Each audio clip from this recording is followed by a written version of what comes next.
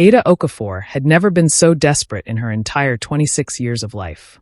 She sat in the upscale restaurant in Victoria Island, watching the man across from her, Kenneth, talk about his fourth investment property, and seriously contemplated faking a medical emergency. Maybe appendicitis? No, too dramatic. Food poisoning? Possible, but she'd have to commit to the performance. And that's when I told the property manager, "If you can't handle the tenants, then I'll find someone who can," Kenneth was saying, his voice nasally and self-important. He adjusted his too-tight suit jacket and took another sip of his wine, completely oblivious to the fact that Ada had stopped listening 15 minutes ago. This was her mother's fault. Completely, entirely, irrevocably her mother's fault. "Ada, you're 26 and still single. Do you want to end up alone? Kenneth is from a good family, he has a good job, his mother goes to my church. Just one date, that's all I'm asking. One date." Her mother had promised just one date. What she hadn't mentioned was that Kenneth would be the human equivalent of watching paint dry, if the paint also bragged about its stock portfolio while drying. Which is why I always say real estate is the only true investment. "Now, what do you do again?" Kenneth finally directed a question at her, and Ada had to resist the urge to point out that she'd already told him twice. "I'm a graphic designer," she said with forced politeness, taking a sip of her water. "I run my own small studio in Lekki." "Oh, small business." Kenneth's tone suggested she'd just told him she collected garbage for a living. "That's nice. Very entrepreneurial. But have you thought about stability? A real job with a real company? My company is actually hiring in the admin department." "I'm happy with what I do," Ada interrupted, her patience wearing thinner than tissue paper. Kenneth laughed, a condescending sound that made her fingers tighten around her water glass. Every young person thinks they want to be their own boss until they realize how hard it actually is. Give it a few years, you'll be ready for something more realistic. That was it. That was the final straw. Ada pushed back her chair with more force than necessary. "Excuse me, I need to use the restroom." "Don't be too long," Kenneth called after her. "I haven't told you about my cryptocurrency investments yet." "Please God, no." Ada speed-walked toward the back of the restaurant, her heels clicking against the marble floor. She needed air. She needed space. She needed to be literally anywhere else on planet Earth. She pushed through a side door, expecting to find the hallway to the restrooms. Instead, she found herself in a small, dimly lit corridor that led to what looked like a private dining area. And that's when she heard her mother's voice. Confused, Ada peered around the corner and froze. There, in the private dining area, sat her mother, Kenneth's mother, and, oh God, Pastor Williams from their church star. They were laughing, toasting with champagne, and on the table between them was a laptop showing. Was that a wedding planning website? "I'm telling you, they'll be engaged by the end of the month," Kenneth's mother was saying, her voice gleeful. "My Kenneth knows how to close a deal. And the wedding can be in December," her own mother added. "Imagine my Ada, finally settled down with a good man. Pastor Williams, you'll officiate, won't you?" Ada's blood ran cold. This wasn't a blind date. This was an ambush. A setup. They'd already planned her entire future, and she was apparently the last person to be informed. Rage, white-hot and clarifying, shot through her veins. She backed away from the private dining area, her heart pounding. She needed to get out. Now. She needed to. "Ada, there you are." She spun around to find Kenneth walking toward her, that self-satisfied smile on his face. "I was just coming to check on you. You've been gone for almost 10 minutes. Everything okay?" He reached for her arm, and she instinctively stepped back. "Actually, Kenneth, I need to tell you something. Is it about what I said about your little business? I didn't mean to offend you." He moved closer, backing her against the wall. "You're just so cute when you're defensive. My mother was right. You're going to make a wonderful wife once you settle down and..." Panic clawed at her chest. This man, this insufferable, condescending man thought he already owned her. Thought she was a done deal. Thought she was going to just, what? Smile and nod and agree to this ridiculous plan? She looked past Kenneth's shoulder, desperate for an escape route, and that's when she saw him. A man was walking toward them down the corridor, clearly heading to the private dining areas. He was tall, very tall, with broad shoulders filling out an obviously expensive black suit. His skin was deep brown, his face all sharp angles and strong jaw, and even from a distance there was something magnetic about him, something that commanded attention. Their eyes met for a brief second, and Ada saw her opportunity. It was insane. It was desperate. It was probably the craziest thing she'd ever done in her carefully controlled life. But it was also her only way out. As the stranger passed them, Ada pushed away from the wall, grabbed the front of his suit jacket, and kissed him. For Damian Okonkwo, the kiss was like being struck by lightning. 1 second, he was walking through the corridor of his own restaurant. Yes, his restaurant, he owned the building, thinking about the business dinner he was about to have with potential investors from Dubai. The next second, a woman grabbed him and pressed her lips to his. His first instinct was to pull away. He should have pulled away. He always pulled away. Because the moment any woman touched him, his body rebelled. The hives would start, spreading across his skin like wildfire. His throat would tighten. His eyes would water. He was, for all intents and purposes, allergic to women. It was a condition that had plagued him since his early 20s, diagnosed by doctor after doctor as a severe psychosomatic response to physical contact with women. Some doctors called it dermatographia. Others said it was in his head. All he knew was that it had made romantic relationships impossible and had earned him a reputation as the untouchable billionaire of Lagos. He'd learned to live with it, built his empire despite it, kept women at arm's length, literally, and focused on business. But this woman's kiss, he felt nothing. No hives, no itching, no tightening in his throat. Just softness, warmth, the surprising sweetness of her lips, the faint scent of something floral in her perfume. His mind went blank. His carefully controlled world tilted on its axis. And then, instead of pushing her away like he should have, like every instinct of self-preservation told him to, Damian did something he hadn't done in 5 years. He kissed her back. His hand came up to her waist, steadying her, and she made a small sound of surprise against his mouth. She started to pull away, clearly not expecting him to respond, but he wasn't ready to let go.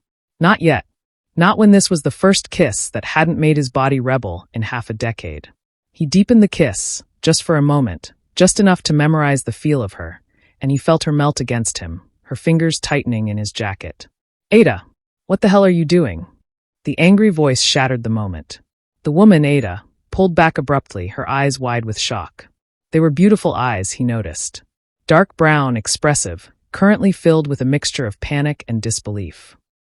She started to say, but the man who'd shouted, average height, too tight suit, face red with anger, grabbed her arm. Are you insane? We're on a date. You can't just go around kissing random men. Something protective and primal surged through Damian's chest. He didn't like the way this man was touching her. Didn't like the possessive anger in his voice. Let go of her, Damian said, his voice cold and controlled. The man looked at him for the first time, and Damian watched recognition dawn on his face. Watched the anger drain away, replaced by fear. Mr. Okonkwo, the man, Kenneth, Damian's mind supplied from some society function where they'd been briefly introduced, stammered. I didn't realize. We were just, she's my date, and I said, let go of her. Damian didn't raise his voice. He didn't need to. The steel in his tone was enough. Kenneth released Ada's arm like it had burned him. Damian looked at Ada.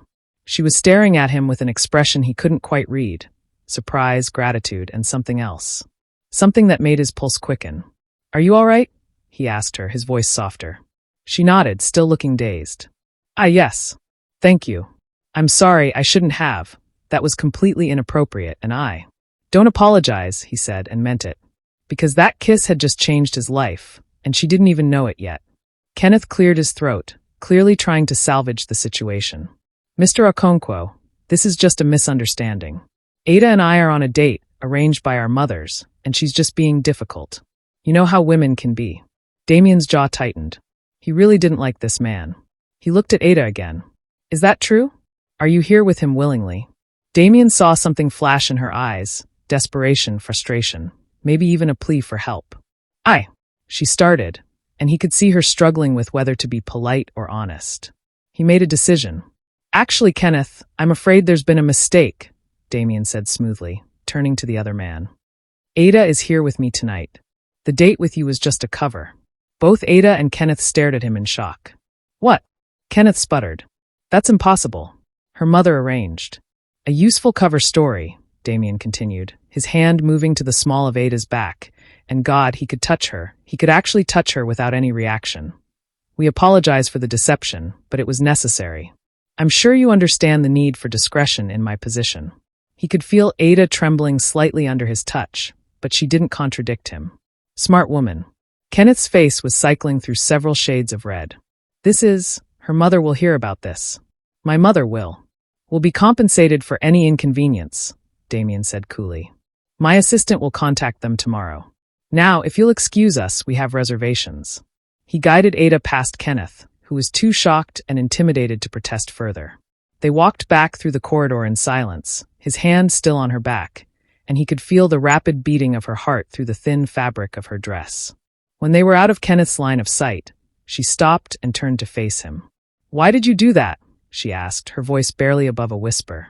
You don't even know me. Damian looked at her, really looked at her. She was beautiful, but it was more than that. There was something in her eyes, a spark of defiance and intelligence and life that called to something in him. And there was the undeniable fact that she was the only woman who hadn't made him break out in hives in 5 years. Because you looked like you needed saving, he said simply. And because you kissed me. She flushed, embarrassment coloring her cheeks. I'm so sorry about that. I panicked. I saw you walking past, and I wasn't thinking. I promise I'm not insane. My mother set me up. She's in the back room right now with Kenneth's mother and our pastor planning my wedding to a man I just met 2 hours ago. And I just couldn't. Her words tumbled out in a rush, and he could see her close to tears. Without thinking, he reached up and cupped her cheek, his thumb brushing away a tear that had escaped. No hives. No itching. Just the softness of her skin against his palm. It was a miracle. Breathe, he told her gently. You're safe now. She took a shaky breath, her eyes locked on his. I should go. I've caused enough trouble for one night. Thank you for whatever that was back there. I'm sorry for dragging you into my mess. She started to turn away, and Damian knew with absolute certainty that if he let her leave, he'd regret it for the rest of his life. Have dinner with me, he said. She stopped, looked back at him in surprise. What? Have dinner with me, he repeated. Real dinner. Not a blind date setup, not an ambush. Just dinner. I can't just have dinner with you. I don't even know you. And you probably have. Whoever you were meeting here, they're probably waiting. They can wait, Damian said. Or they can reschedule. Right now, I'm more interested in getting to know the woman who just turned my entire evening upside down. She bit her lip, uncertainty written across her face. This is crazy. Maybe, he agreed. But that kiss was crazy too, and we both survived that. A small smile tugged at her lips despite herself. I really am sorry about that. I'm not, he said honestly. In fact, I'd very much like to do it again sometime. Her eyes widened. You what? Before he could respond, his phone buzzed in his pocket. He ignored it. Have dinner with me, Ada, he said again, her name feeling right on his tongue. Let me help you avoid the firing squad in the back room. We'll have a good meal, good conversation, and by the end of the night, if you never want to see me again, I promise I'll leave you alone. But right now, you look like you could use an ally. And I happen to be very good at being an ally. She studied him for a long moment, and he let her. Let her see that he was serious, that this wasn't a game or a ploy. One dinner, she finally said. One dinner, he agreed. And then we never have to see each other again. If that's what you want. She took a deep breath. Okay. Yes. Let's have dinner. Damian smiled. A real smile, not the polished, controlled one he gave to business associates and society reporters. Good. Come with me. I know a place. Isn't this your restaurant? She asked as he led her toward the main dining room. It is, he confirmed. Which means I know exactly which table has the best view and the most privacy. He sent a quick text to his assistant canceling his business dinner, then guided Ada to a corner table that overlooked the Lagos harbor. The city lights reflected off the water, creating a shimmering backdrop that was almost as captivating as the woman sitting across from him. A waiter appeared immediately, the benefits of owning the place, and Damian ordered wine and appetizers without even glancing at the menu. When they were alone again, Ada folded her hands on the table and looked at him directly. So, she said, are we going to address the fact that you just lied to save me from a terrible date with a man you barely know, from a situation you definitely don't understand, for reasons that make absolutely no sense? Damian leaned back in his chair, studying her. Would you prefer I had let Kenneth drag you back to that date? No, she admitted. But I would like to know why you did it. Because men like you, she gestured vaguely at him, men who look like you, dress like you, own restaurants like this, you don't just randomly rescue women from bad blind dates. So what's the real reason? He appreciated her directness. No games, no coy flirting. Just honest curiosity. The real reason, he said.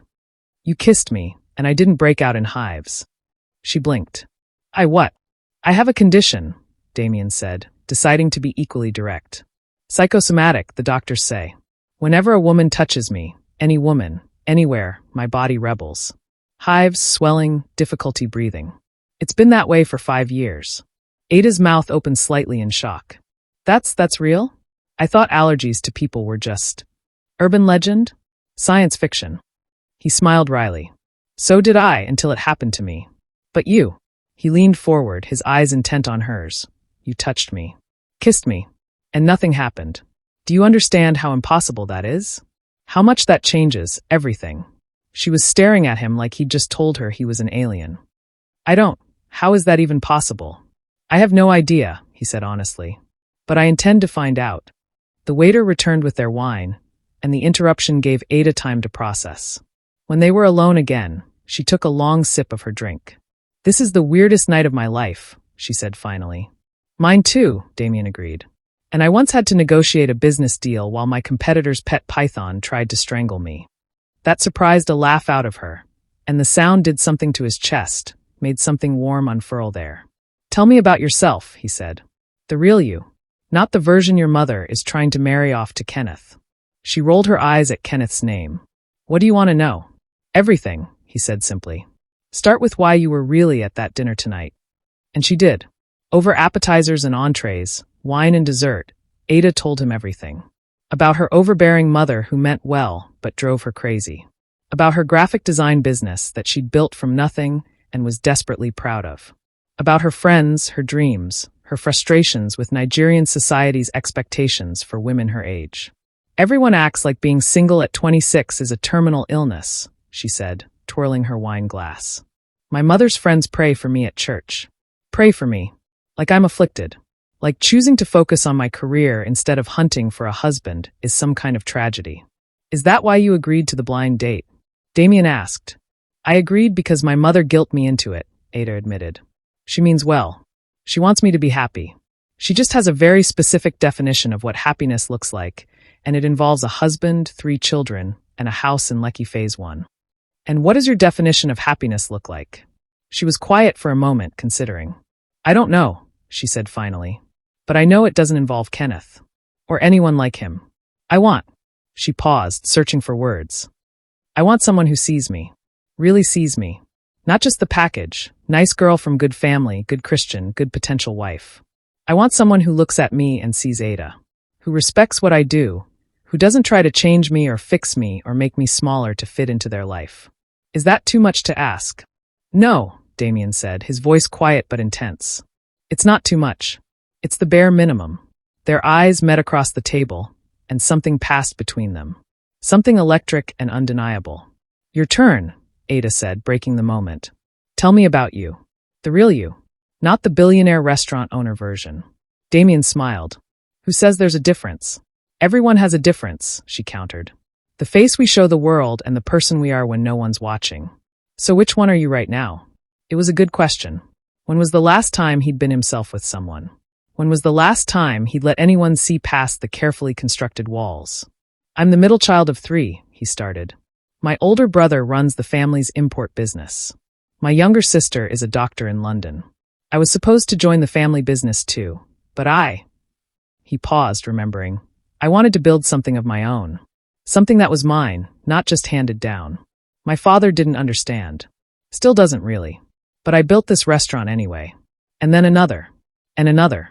Now I own 12 restaurants across Lagos and Abuja, with plans to expand to Accra and Johannesburg. Impressive, Ada said. But that's still the professional version. What about the personal you? He considered how much to tell her. How much was safe to reveal. The personal me is lonely, he said finally, surprising himself with the honesty. The personal me hasn't touched a woman in 5 years without breaking out in hives. The personal me goes to parties and business dinners and charity galas and smiles and networks and comes home alone to an empty penthouse and wonders if this is all there is. Ada's expression softened. That sounds pathetic, he offered. Sad, she corrected gently. It sounds sad. And lonely. And like you need better friends. That startled a laugh out of him. You're not wrong. Have you tried to figure out what causes the allergy thing? She asked. Every doctor in Lagos and several in London, he confirmed. They all say the same thing. It's psychosomatic. Meaning it's in my head. Meaning there was probably some trigger, some trauma that my brain is protecting me from by making physical contact with women impossible. Do you remember a trigger? His jaw tightened. He did remember. But that was a story for another time. Maybe never. It's complicated, he said instead. She seemed to sense that was all he was willing to say. Well, for what it's worth, I didn't get any hives from kissing you either. He smiled. That's good to know. They talked for 3 more hours. About everything and nothing. About Lagos, about dreams, about the pressure of family expectations and the joy of defying them. About art and business and the terrible traffic in Victoria Island. About their favorite books and movies and the best street food in the city. By the time the restaurant started to empty, Damian realized he couldn't remember the last time he'd enjoyed someone's company this much. Couldn't remember the last time he'd laughed this freely or talked this openly. I should probably go, Ada said reluctantly, checking her phone. It's almost midnight, and I have an early meeting tomorrow. I'll drive you home, Damian offered immediately. You don't have to. I want to, he interrupted. Please. Let me make sure you get home safely. She hesitated, then nodded. Okay, thank you. His driver brought the car around. A sleek black Mercedes that made Ada's eyebrows raise slightly, but she didn't comment. The drive to her apartment in Lekki was quiet, comfortable, neither of them feeling the need to fill the silence. When they pulled up to her building, Damian got out and walked her to her door like a proper gentleman. Thank you, Ada said, turning to face him. For dinner. For the rescue. For this. Whatever this was. It was the best evening I've had in years, Damian said honestly. She smiled, soft and genuine. Mine too. They stood there for a moment, neither quite wanting to say goodbye. Can I see you again? Damian asked, even though he'd promised himself he'd let her decide. Ada bit her lip. I don't know if that's a good idea. Why not? Because. She gestured between them.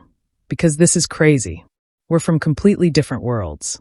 You're a billionaire. I run a small design studio out of a rented office.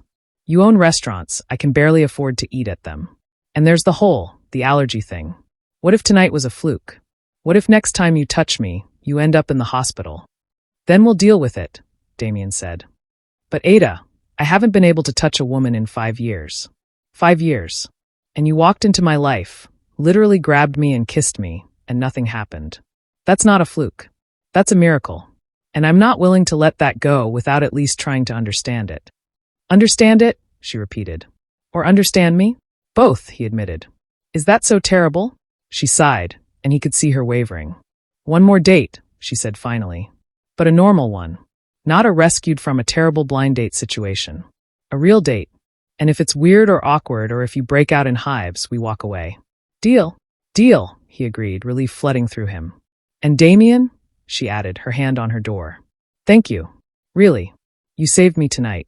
You saved me first, he said softly. She looked at him for a long moment, something unreadable in her eyes, then impulsively stepped forward and kissed his cheek. No hives. No reaction. Just the soft press of her lips against his skin and the lingering scent of her perfume. Good night, Damian, she whispered. Good night, Ada. He waited until she was safely inside before returning to the car. As his driver pulled away, Damian looked down at his hands. Steady. No redness, no swelling, no itching. It wasn't a fluke. And now he had to figure out what to do about it. About her. Because Damian Okonkwo hadn't become a billionaire by letting opportunities slip away. And Ada Okafor was the biggest opportunity.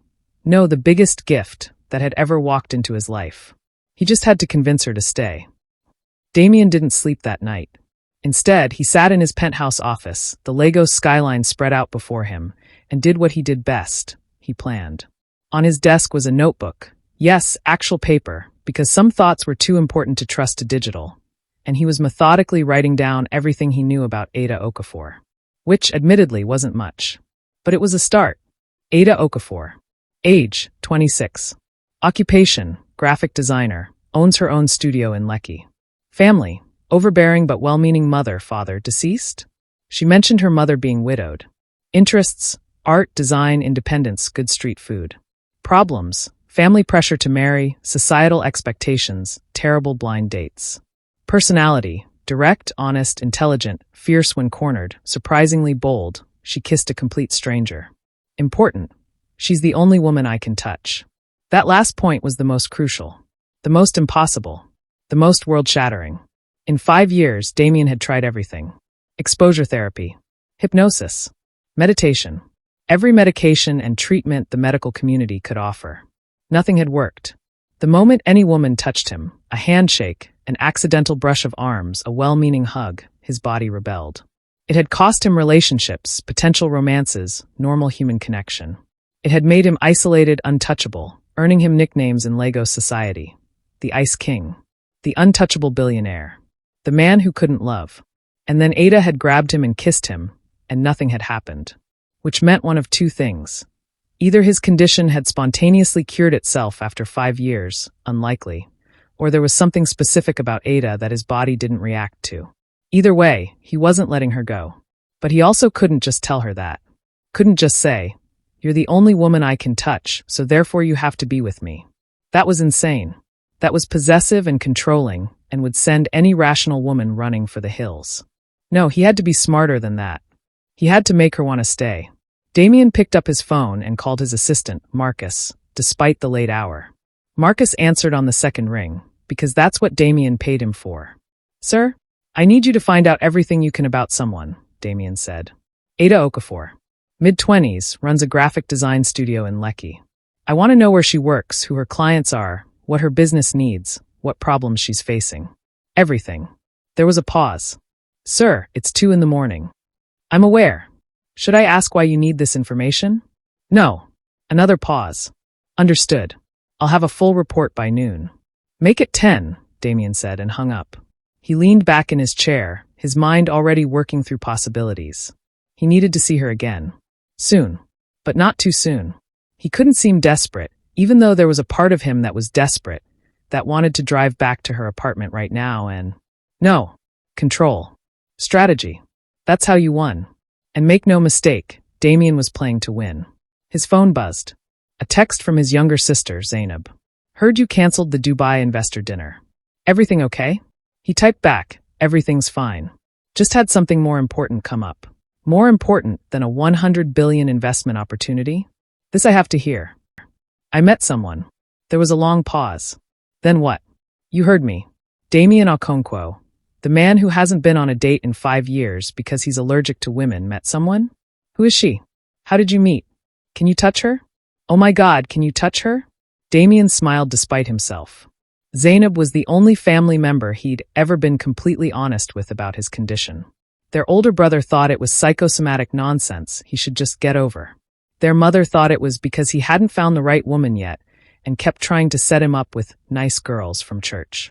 Only Zainab understood that it was real, that it was devastating, that it had fundamentally changed who he was. "Yes, I can touch her. No, I don't understand how or why. Yes, I'm seeing her again. This is incredible. When can I meet her? What's her name?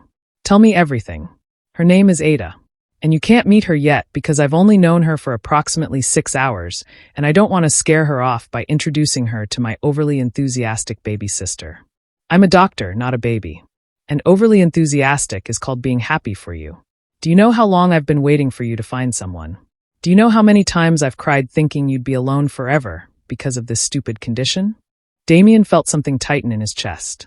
He hadn't realized how much his situation had affected Zainab too. "I'm not alone. I have you and your terrible texting habits at 2 a.m. You texted me first. And don't change the subject. When do I get to meet this miracle woman? Soon. Maybe. If I don't mess this up. You won't mess it up. You're Damian Okonkwo. You don't mess things up. You strategize and plan and conquer. This is different. This is a person, not a business deal. Then treat her like a person. Be honest. Be yourself. And for the love of God, don't do that thing where you get all intense and controlling and start planning her entire life without asking her opinion." Damian looked down at his notebook full of plans and strategies. "I would never do that. You're doing it right now, aren't you? You're literally sitting at your desk making plans, aren't you?" He didn't respond, which was answer enough. "Damian, listen to me. Whatever this is, whatever magic or miracle or medical anomaly happened tonight, don't ruin it by trying to control it. Let it happen naturally. Let her happen naturally. Okay, he said. I mean it. No plotting. No scheming. No Damian Okonkwo master plans. Just be human. Be the brother I know, not the billionaire businessman everyone else sees. I'll try. Good. Now go to sleep. And text me tomorrow with details. All the details. Good night, Zainab. Good night. And Damian? I'm really happy for you. Damian set down his phone and looked back at his notebook. Maybe Zainab was right. Maybe he couldn't approach this like a business deal. But that didn't mean he couldn't help Ada with her business. If his research tomorrow showed that her studio was struggling, and most small businesses in Lagos were, then he could coincidentally need graphic design work. Nothing suspicious. Nothing controlling. Just being a client. A client who happened to be falling for the designer. That was natural, right? Ada woke up the next morning convinced the previous night had been a fever dream. There was no way she'd kissed a random stranger. No way that stranger had turned out to be Damian Okonkwo, one of the most eligible bachelors in Lagos. No way they'd had dinner and talked for hours and he'd asked to see her again. No way he'd told her he was allergic to women, but not to her. Except her lips were still slightly swollen from that kiss. And her phone had a new contact in it, Damian, with a phone number she definitely hadn't had yesterday. So it was real. Oh God, she groaned into her pillow. What did I do? Her phone buzzed. A text from her best friend, Chioma. Girl, your mother called me at 7 a.m. screaming about how you humiliated her at dinner last night. What happened? Ada groaned again. Of course her mother had called Chioma. Probably called everyone in their social circle. She was probably being prayed for at 3 different prayer meetings right now. Long story. Can I call you later? You better. I need details. Your mom said something about you kissing a random man in front of Kenneth? I said I'll call you later. This is going to be good. Ada dragged herself out of bed and into the shower, trying to process everything. She had a client meeting at 9, and she needed to be professional, needed to focus on work, needed to not think about dark eyes and strong hands and the way Damian had looked at her like she was the most fascinating thing he'd ever seen.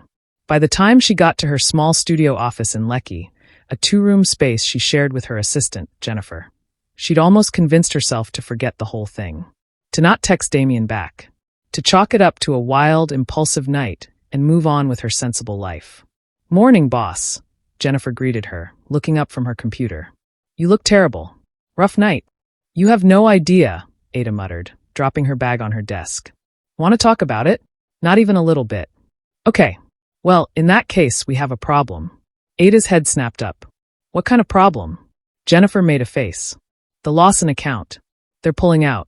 Said they found a bigger design firm that can handle their needs better. That's almost 30% of our monthly revenue, Ada. Ada felt her stomach drop. The Lawson account had been her biggest client, a mid-sized tech company that needed constant branding and marketing materials. Losing them was... Did they say why? What did we do wrong? Nothing, according to them. They just want to go bigger and more established. Which is corporate speak for, you're too small to matter. Ada sank into her chair. This was exactly what she'd been afraid of. The struggle of being a small business in a city that worshipped size and status. No matter how good her work was, there would always be clients who saw her 2-person operation as too small to be taken seriously. Okay, she said, forcing herself to think. We'll find new clients. We'll pitch harder. We're already stretched thin, Jennifer pointed out gently. And rent is due next week. Not to mention equipment costs, software subscriptions, your mother's birthday gift. I know, Ada said, pressing her fingers to her temples. I know. Let me think. Her phone buzzed. A text from an unknown number. Good morning. I hope you slept well. I have a business proposition for you. Are you free for lunch? Damian. Ada stared at the message. A business proposition? What kind of? Oh no. He wouldn't. He couldn't possibly be. Her phone rang. Same unknown number. With shaking hands, she answered. Did you research me? She demanded without preamble. Good morning to you too. Damian's voice was warm with amusement. And yes, I did my due diligence. You're a successful business owner, Ada. Of course I looked into your company. That's what any smart potential client would do. Client, she repeated flatly. You want to hire me. I need a redesign for my restaurant chain's branding. New logos, new menus, new website design. It's a significant project. 6 figures, at least. And I want the best. And you think I'm the best, or you think hiring me is a way to see me again? There was a pause. Then, can it be both? Damian, have lunch with me, he said. Let me show you what I need. If you're not interested in the project, you can walk away. No pressure. No strings. Just a legitimate business proposal. Ada wanted to say no. Wanted to tell him she couldn't mix business with whatever this was. Wanted to maintain professional boundaries and not let herself get tangled up with a man who was way out of her league. But she also needed the money. Desperately. Fine, she said. Lunch. But this is purely professional. Of course, he agreed, and she could hear the smile in his voice. Purely professional. I'll pick you up at noon. I can meet you. I'll pick you up at noon, Ada. Text me your office address. And he hung up before she could protest. Who was that? Jennifer asked, her eyes wide with curiosity. A potential client, Ada said, which was technically true. A very persistent potential client. The kind of persistent that makes you look all flustered and pretty? I'm not flustered. You're blushing. It's hot in here. Uh-huh. Sure. Jennifer grinned. Well, whoever he is, I hope he's loaded, because we could use the money. He's loaded, Ada confirmed. Very, very loaded. Then stop arguing and take his money, boss. If only it were that simple. At exactly noon, Ada's phone buzzed with a text. I'm outside. She looked out the window and her heart did an unwelcome flip. Damian was leaning against his Mercedes, looking unfairly attractive in a crisp white shirt and dark slacks, sunglasses covering his eyes. Several women walking past were openly staring. He seemed oblivious. Okay, I'm heading to lunch, Ada told Jennifer, grabbing her purse. Jennifer looked out the window, saw Damian, and her jaw dropped. That's your client? Ada Okafor. When were you going to tell me you were dating a Nigerian god? I'm not dating him. It's business.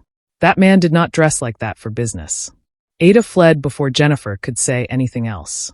Damian straightened when he saw her, pulling off his sunglasses, and the smile that crossed his face was so genuine, so warm, that Ada felt her resolve waver. Hi, she said, suddenly shy. Hi, he replied. You look beautiful. She'd worn a simple blue dress and flats. Professional but not trying too hard. It's just a dress. It's not the dress, he said softly, and opened the car door for her. The ride to lunch was comfortable, easy. They talked about mundane things, Lagos traffic, the weather, a new movie that was coming out. Nothing heavy. Nothing that acknowledged the tension humming between them. Damian took her to a quiet restaurant in Ikoyi, upscale but not ostentatious. They were seated immediately, perks of being Damian Okonkwo, at a private table on the terrace overlooking the water. So, Ada said once they'd ordered. This business proposition. Damian pulled out a tablet and slid it across the table. On the screen was a presentation, professional, detailed, clearly prepared by someone who knew what they were doing. My restaurant chain is expanding, he explained. Right now, we have 12 locations across Nigeria, but we're planning to open 10 more in the next 2 years, plus international locations in Accra, Johannesburg, and possibly London. We need a complete rebrand. New visual identity, new marketing materials, updated website and app design. Ada scrolled through the presentation, her professional eye noting the scope of work. This was huge.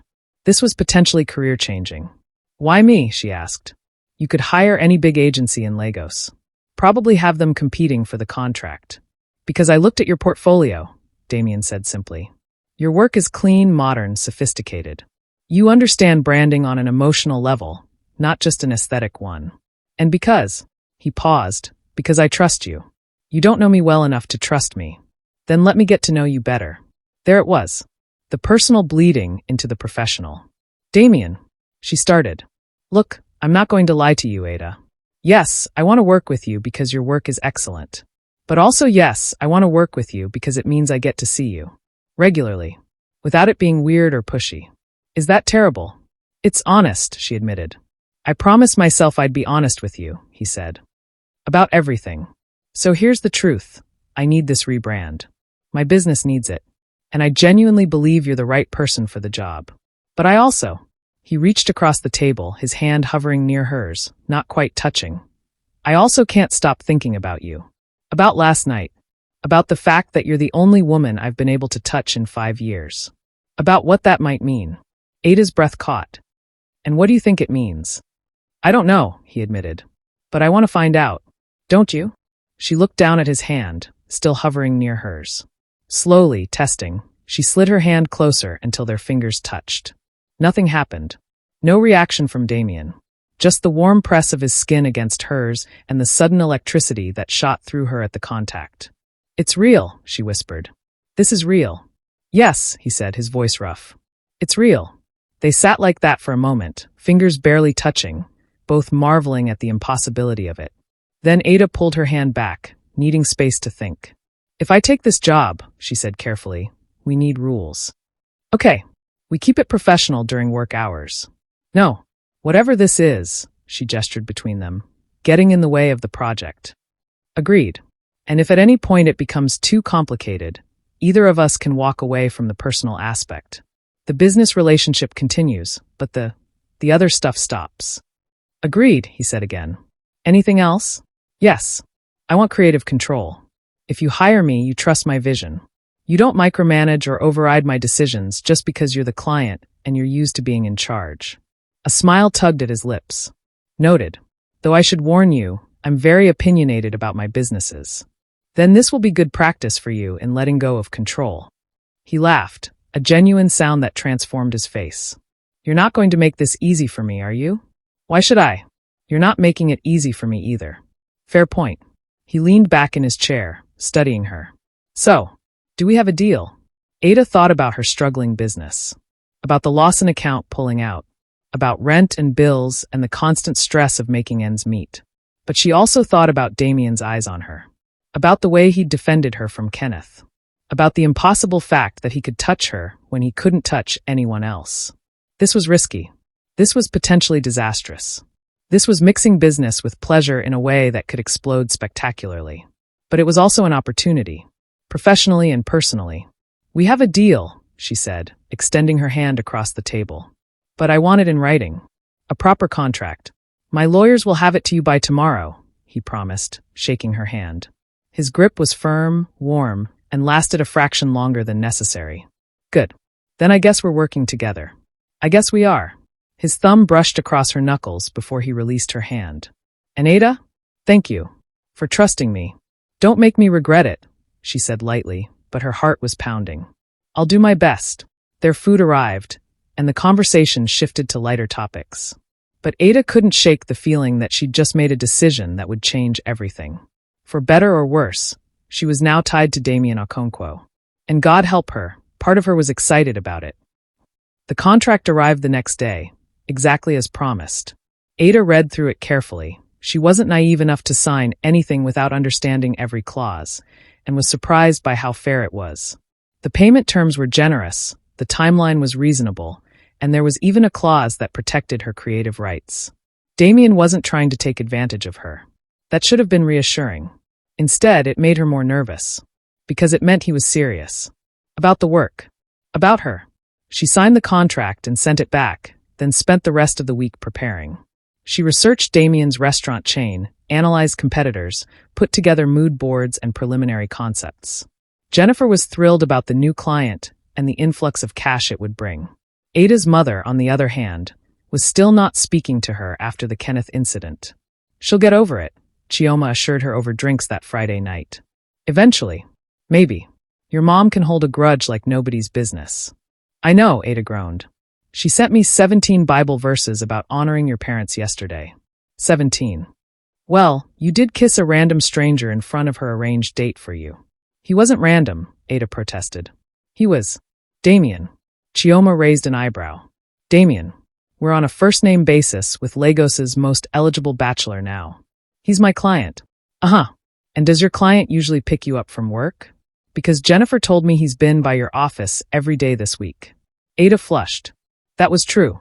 Damian had found various excuses to stop by her studio, dropping off reference materials, checking on her progress, bringing coffee for the team.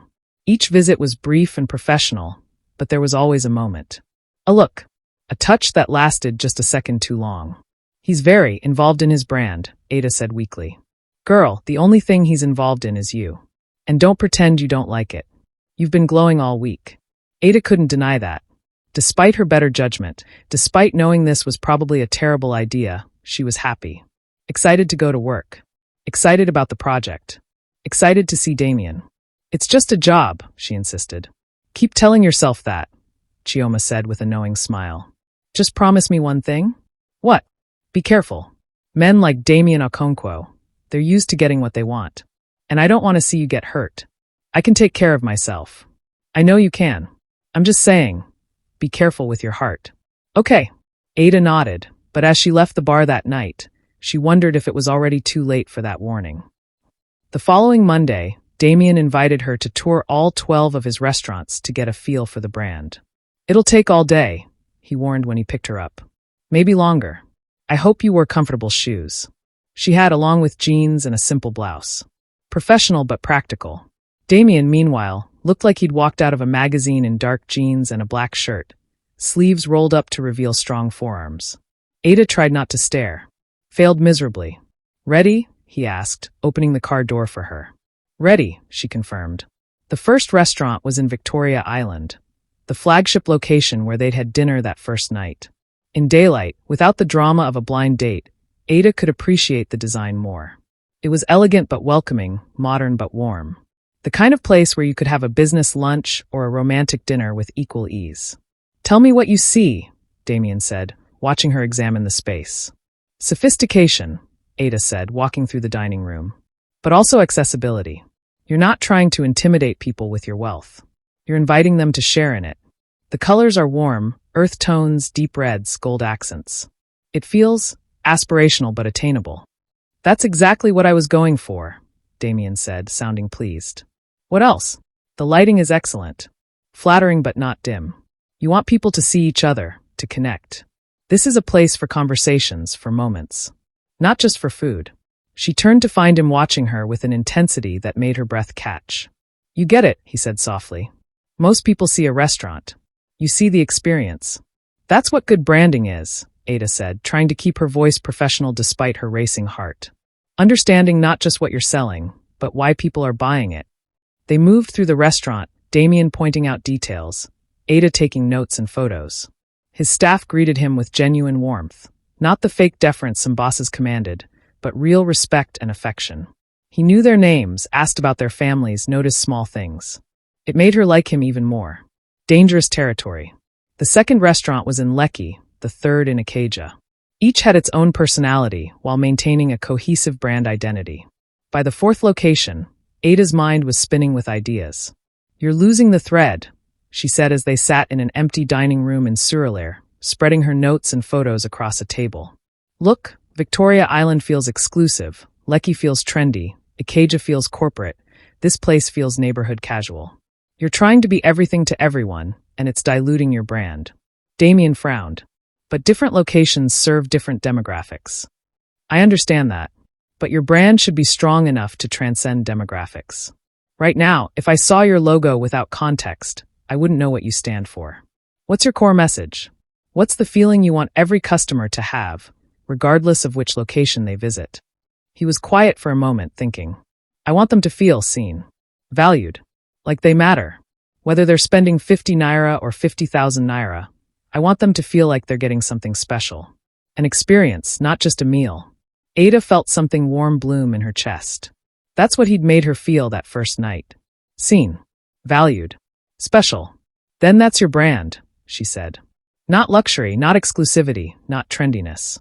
Connection. Human connection through food and experience. Damian's eyes lit up. Yes. Exactly. Can you build a visual identity around that? I can try. You'll succeed, he said with absolute confidence. I have faith in you. The way he looked at her when he said it made Ada feel like he was talking about more than just graphic design.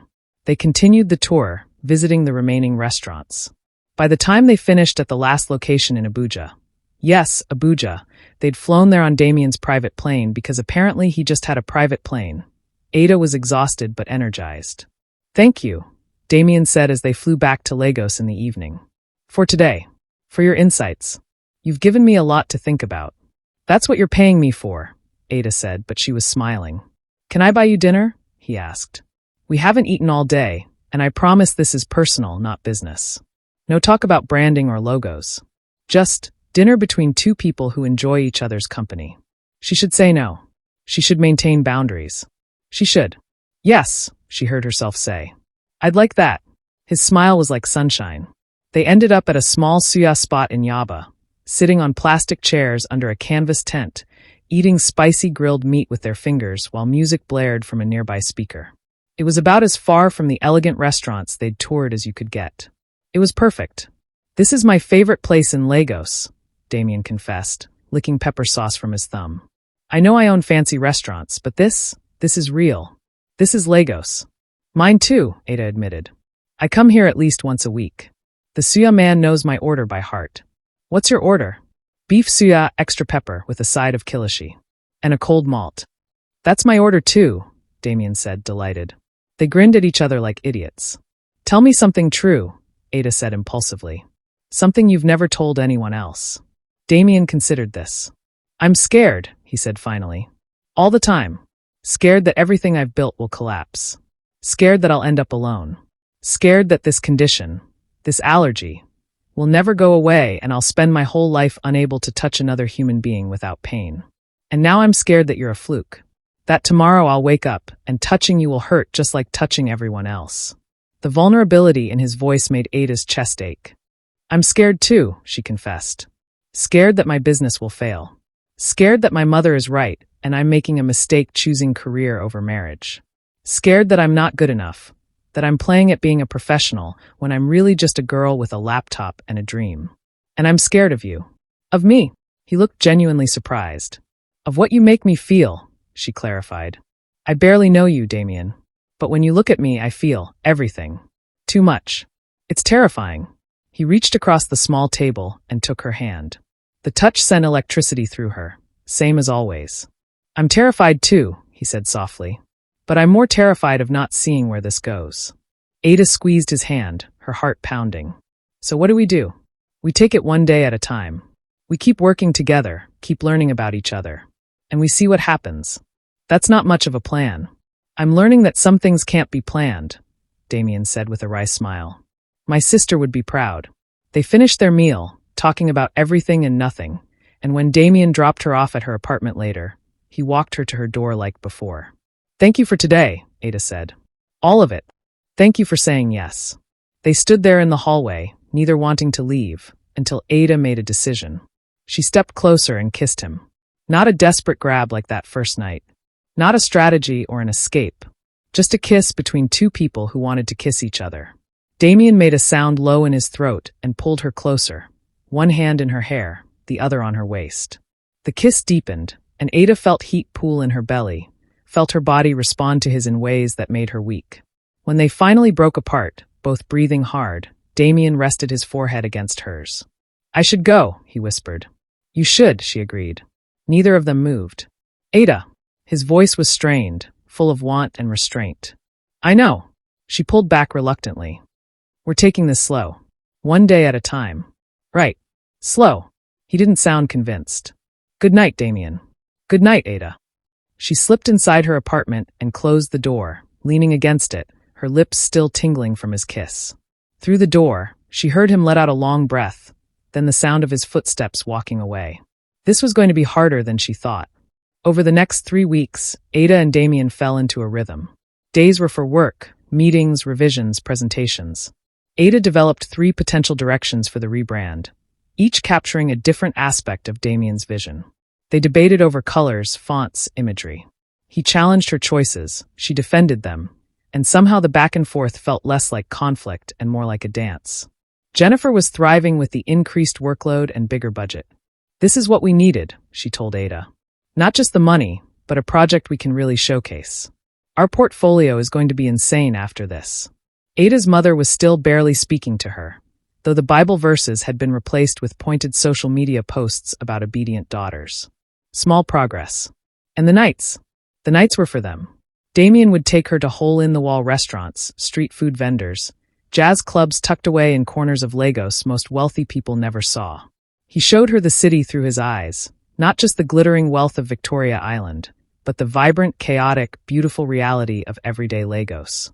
In return, Ada took him to art galleries, small theaters, poetry readings in Yaba and Suralire. Showed him the creative community she loved, the artists and dreamers who made Lagos more than just a city. They talked for hours about everything. About their childhoods, their fears, their dreams. About his difficult relationship with his father, who still didn't approve of his career choices. About her late father, who had believed in her even when no one else did. He would have liked you, Ada said one night as they walked along Bar Beach, the waves crashing nearby. He always said I should find someone who challenges me, who makes me think. What else did he say? Damian asked, his hand wrapped around hers. He said I should never settle. Never make myself smaller for someone else's comfort. He said the right person would love me for exactly who I am, ambition and stubbornness and all. He sounds like he was a wise man. He was. Ada smiled sadly. He died when I was 22.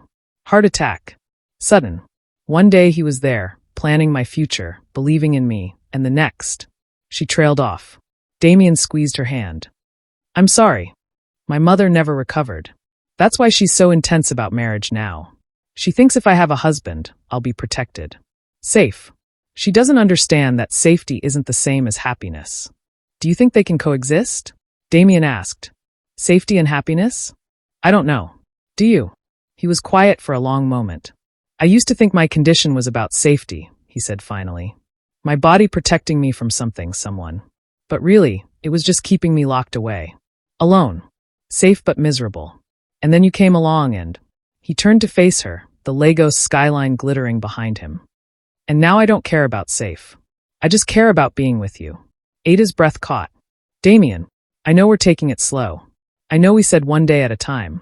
But Ada, I need you to know how I feel. I'm falling for you. Hard. And it terrifies me and thrills me in equal measure. Her heart was racing. I'm falling for you too, she admitted. Even though it's crazy. Even though it's fast. Even though every logical part of me says this is a terrible idea. Why is it a terrible idea? Because you're my client. Because we're from different worlds.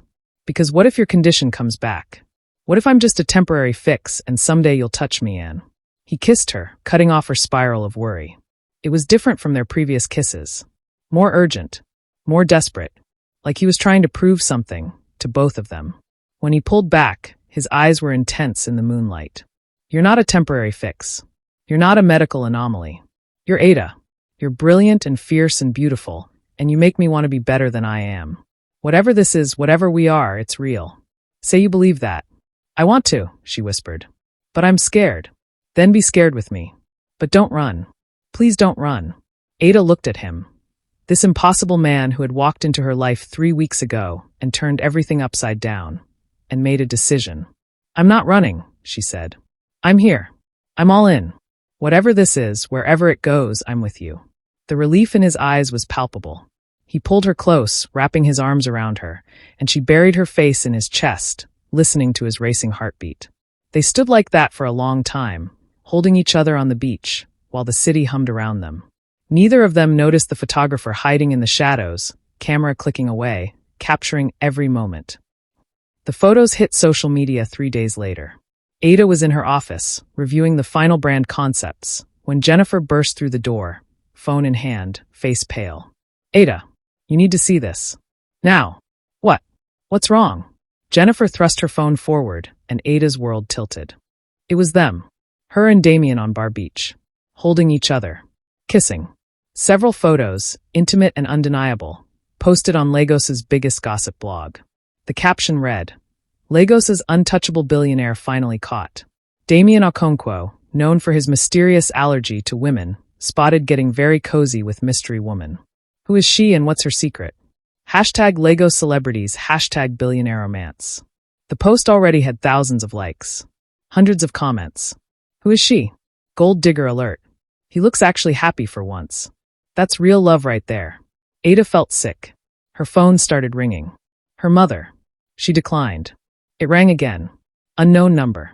Reporter? Declined. Ada. Jennifer's voice was worried. What do you want to do? Before Ada could answer, her phone rang again. Damian. You saw it, she said flatly. Yes. I'm so sorry. My security team is working on damage control. Damage control? Ada's voice rose. Damian, everyone knows.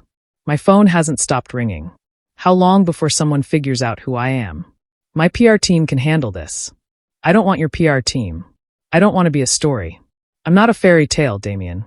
I'm a person with a business and a reputation and... Her voice cracked. Ada, breathe. Please. Let me come over. We'll figure this out together. No. I need space to think. Ada. She hung up. The rest of the day was chaos. 3 more reporters called. Her mother finally got through, screaming about family shame and reputation. 2 clients emailed asking if the gossip would affect their projects. By evening, Ada was exhausted and terrified. Her phone buzzed. Damian again, but this time a text. I know you need space. I'm giving it to you. But please know, I don't regret anything. Not one moment with you. Whatever happens, whatever anyone says, what we have is real. And I'm not running away from it. I hope you won't either. Ada stared at the message, tears streaming down her face. Was she running? Or was she being smart? Ada didn't sleep that night. She lay in bed, staring at the ceiling, replaying every moment with Damian. The first kiss. The dinners. The conversations. The way he looked at her like she hung the moon. The way she'd felt, for the first time in her life, completely seen and accepted.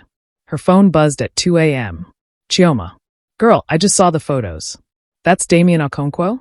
The billionaire? Ada, what have you gotten yourself into? I don't know. I don't know anything anymore. Do you love him? The question stopped Ada cold. Did she? It had only been a month. A crazy, intense, impossible month. But yes. God help her, yes. I think so. I think I'm in love with him. Then screw what anyone else thinks. Follow your heart. What if it's a mistake? What if it's not? What if he's the best thing that ever happened to you, and you let fear ruin it? Ada read the message 3 times. Then she made a decision. She texted Damian, "Where are you?" His response was immediate, "Home." "Why?" "Send me your address. We need to talk." 20 minutes later, Ada was standing outside a massive penthouse building in Ikoyi, her heart hammering. The doorman let her up immediately. Damian must have called down. The elevator ride felt eternal. When the doors opened directly into his penthouse, Damian was waiting. He looked wrecked, hair disheveled, shirt wrinkled, eyes red-rimmed like he hadn't slept either. "Ada," he breathed. "I'm scared," she said without preamble. "I'm terrified. Of the attention, of the scrutiny, of what people will say. Of what my mother will say. Of losing myself in your world. I know, but I'm more scared of losing you." Her voice broke. "I'm more scared of walking away and spending the rest of my life wondering what if. Because, Damian, I'm in love with you. Completely. Impossibly. Against all logic and reason. I'm in love with you." The expression on his face was everything. Relief. Joy. Love so intense it took her breath away. "I love you too," he said, closing the distance between them. "God, Ada, I love you so much. From that first kiss, I was gone. You healed me. Not just the condition, you healed my heart. We're going to have to deal with the gossip. The photographers. Your world and mine colliding. We'll handle it. Together. People will say I'm with you for money. Let them. I know the truth. You know the truth. My mother might never speak to me again. Then I'll spend every day proving I'm worth it." Ada laughed through her tears. "You're impossible. You love me anyway." "I do. Heaven help me, I do." Damian cupped her face in both hands. "Stay with me tonight. No more running. No more fear. Just us." "Yes," she whispered. He kissed her then, deep and desperate, and Ada melted into him. This was right. This was real. This was everything. "Bedroom," she gasped against his mouth. "Now." Damian lifted her effortlessly, her legs wrapping around his waist as he carried her through the penthouse. Ada barely noticed the luxury around them. The floor-to-ceiling windows, the expensive art, the view of Lagos glittering below. All she could focus on was him. The heat of his body. The way he held her like she was precious. The intensity in his eyes. He laid her on his massive bed with surprising gentleness, then just looked at her. "You're staring again," Ada said, breathless. "I'm memorizing," he corrected, his hands slowly sliding up her thighs. "Every detail. The way you look right now. The way you're looking at me. I want to remember this forever. Damian." His name was a plea. "Tell me what you want." His voice was rough velvet. "Tell me everything." "You," she breathed. "Just you. All of you." Something fierce flashed in his eyes. He leaned down, his mouth finding hers again, kissing her until she couldn't think, couldn't breathe, could only feel. His hands were everywhere, gentle, then firm, learning her body with focused intensity. When he slid her dress up and off, she shivered, suddenly self-conscious. "Beautiful," he murmured, his eyes roaming over her. "So damn beautiful." "You're still dressed," she pointed out, tugging at his shirt. He smiled and pulled it off in one smooth motion. Ada's breath caught. She'd known he was fit, but seeing him like this, broad shoulders, defined chest, muscles that spoke of regular workouts, made heat pool low in her belly. "Better?" he asked, amusement in his voice. "Getting there." Her hands went to his belt. What followed was a blur of sensation. Clothes disappearing. Skin on skin. Damian's mouth on her neck, her collarbone lower. Ada gasped and arched, her fingers tangling in his hair.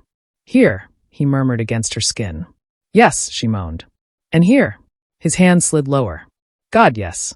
He was thorough, patient, driving her absolutely insane with how slowly he was moving. Learning every sound she made, every place that made her gasp, every touch that made her writhe. "Damian, please," Ada finally begged, unable to take the sweet torture anymore. "I need you. Now. Look at me," he commanded softly, positioning himself above her. "I want to see your eyes." She met his gaze, dark, intense, full of love and want, and nodded. When they finally came together, it was overwhelming. Perfect. Like two puzzle pieces clicking into place. Damian made a sound low in his throat, his forehead dropping to hers. "Ada. God, Ada." She wrapped her arms around him, holding tight, feeling everything. Every emotion, every sensation, every moment of connection. They moved together slowly at first, finding their rhythm. Damian kept his eyes locked on hers, one hand cradling her face, the other gripping her hip. "I love you," he whispered, kissing her temple, her cheek, her lips. "I love you so much." "I love you too," Ada gasped, overwhelmed by the intensity of it all. "Damian, I." He kissed her deeply, swallowing her words, and the pace changed. Faster. More desperate. More urgent. Ada felt herself climbing higher, tension coiling in her belly, pressure building. Damian seemed to sense it, adjusting his angle, his rhythm, driving her closer and closer to the edge. "Let go," he murmured against her ear. "I've got you. Let go." And she did, shattering into 1,000 pieces, crying out his name, her body trembling with the force of it. Damian followed seconds later, her name on his lips, his body shuddering against hers. After, they lay tangled together, sweaty and breathless and complete. That was. Ada started but couldn't find words. "Perfect," Damian finished, pulling her closer. "You're perfect." She laughed softly. "I'm really not. You are to me." He kissed her forehead. "Stay. Not just tonight. Move in with me. I know it's fast, I know it's crazy, but Ada, I don't want to spend another night without you." Ada tilted her head up to look at him. "That's insane." "I know. We've only known each other a month." "I know. People will talk." "Let them." She bit her lip, considering. Every logical part of her brain screamed that this was too much, too fast, too risky. But her heart knew the truth. "Okay," she whispered. "Okay." His eyes lit up with hope. "Okay. Yes. I'll move in with you." Damian kissed her again, deep and sweet and full of promise. And as they made love again, slower this time, tender and exploratory, Ada realized something. Sometimes the best things in life were the crazy ones. The impulsive ones. The ones that made no logical sense but felt absolutely right. And Damian felt right. 6 months later, the restaurant opening was a huge success. Ada stood beside Damian, watching Lagos's elite mingle and admire the new space. The first location with the complete rebrand she'd designed. The logo was everywhere, elegant, warm, inviting. A stylized embrace that symbolized connection. "It's perfect," Damian murmured in her ear. "You're a genius." "I had good material to work with," she replied, smiling. Her mother approached, still not entirely comfortable with Ada's rushed relationship, but trying. "The place looks beautiful, Ada. Your father would be proud." Ada's eyes filled with tears. "Thank you, Mama." After her mother moved on, Damian pulled Ada aside into a quiet corner. "I have something for you," he said, reaching into his pocket. "Damian, you've already given me everything." "Not everything." He pulled out a small velvet box and Ada's heart stopped. "Ada Okafor, I know we said we'd take things slow. But I've never been good at slow. From the moment you grabbed me and kissed me, my life changed. You healed me, challenged me, loved me. And I want to spend every day for the rest of my life earning that love. Will you marry me?" He opened the box, revealing a stunning ring. Ada looked at this impossible man, her billionaire, her love, her miracle, and laughed through happy tears. Yes, she said. Yes, yes, 1,000 times yes. Damian slipped the ring on her finger and kissed her, deep and sweet, not caring who saw. Because some kisses change everything. And theirs had changed 2 lives forever. If this story touched your heart, don't forget to like, comment, and subscribe for more emotional love stories that will keep you hooked till the very end. What did you think of Ada and Damian's journey? Let me know in the comments below. And if you believe in love that heals, share this story with someone who needs to hear it today. See you in the next one. Thanks for watching. Kisses.